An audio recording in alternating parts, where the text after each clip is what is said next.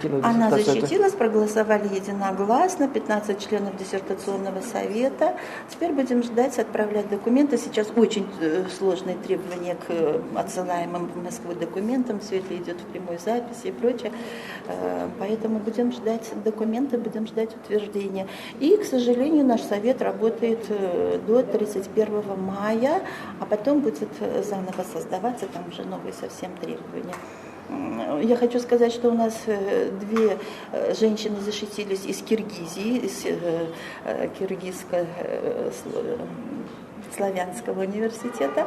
И это тоже было отрадно, потому что из соседней республики. Одна женщина, замминистра образования из республики Афганистан, Сурая Пайкан, защищалась. То есть за 13 лет работы диссертационного совета у нас защитилось много женщин.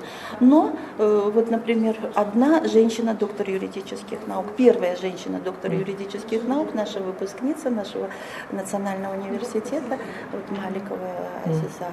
Так что я желаю успехов всем, не только женщинам, но и мужчинам, которые защищаются в нашем совете. Она была соискателем здесь в Академии наук республики, в Институте государства и права, да, который сегодня называется Институт философии, политологии и права имени Бахаутдинова.